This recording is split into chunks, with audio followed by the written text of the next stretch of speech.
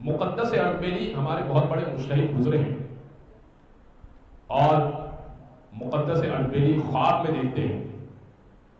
کہ رسول گرامی موجود ہے اور حضرت موسیٰ موجود ہے، اور حضرت موسیٰ رسول گرامی سے کہہ رہے ہیں کہ یا رسول اللہ، آپ کی یہ حدیث ہے کہ علماء امتی کا انبیاء و بنی اسرائیل، میری امت کے علماء بنی اسرائیل کے انبیاء کی مانند ہے، میں بنی اسرائیل کا نبی ہوں اور یہ آپ کی امت کا عالم ہے، تو اس کا مطلب یہ آپ کا عالم اور میں برابر ہے،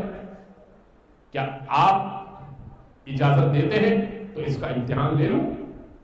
اب مقدس اردبیلی امام علی کے حرم میں دفن ہے اور بہت بڑے مجتہد ہیں، بہت ان کے کام میں، لیکن ظاہر ہے ہمارا عنوان مقدس اردبیلی نہیں ہے۔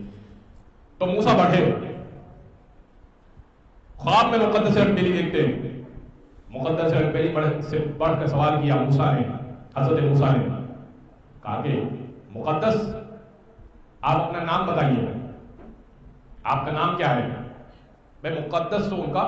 لقب تھا، لوگ ان کو مقدس کہا کرتے تھے، اس لیے کہ وہ پیر پھیلا کے نہیں سویا کرتے تھے، وہ کہا کرتے تھے کہ میں حوضہ علمیہ 40 سال انہوں نے پڑھا، کہا کہ جس جگہ پہ قال الباقر قال جعفر کی آوازیں آتی ہوں اس جگہ پہ میں پیر پھیلا کے کیسے سو سکتا ہوں؟ تو لوگ ان کو مقدس کہا کرتے تھے، ان کے ضرورت اور تقوی کی بنیاد پر۔ کہا مقدس اپنا نام بتائیے۔ مقدس سے کہا نام میرا احمد ہے، باپ کا نام محمد ہے، اردبیل کا رہنے والا ہوں اور اردبیل ایران کا شہر ہے، عمر مبارک میری اتنی ہو چکی ہے، حوضہ علمیہ میں 40 سال سے ہوں، اور یہ میرے استادوں کے نام ہیں، یہ کتابیں میں نے لکھی ہیں، اور یہ تدریس میں کر رہا ہوں۔ تقریباً بولتے رہے یہاں تک کہ اپنے بارے میں سب کچھ بتا دیا۔ تو حضرت موسیٰ حیران ہکا بکا رہ گئے، کہنے لگے میں نے پوچھا تھا کہ آپ کا نام کیا ہے؟ بھائی آپ کہتے تھے کہ نام میرا احمد ہے، بہت تو کہتے کہ میرا نام، میرے والد کا نام محمد ہے، احمد ابن محمد۔ بھائی اپنے گھر کا پتہ تک بتا دیا اور اپنا کتابوں کا بھی بتا دیا اور اپنی تعلیم بھی بتا دی، اتنا تو میں نے پوچھا نہیں ہے۔ اے موسیٰ، جب اللہ نے پہلی مرتبہ کلام کیا تھا اور سوال کیا تھا کہ وما تلک بیمینک یا موسیٰ، اے موسیٰ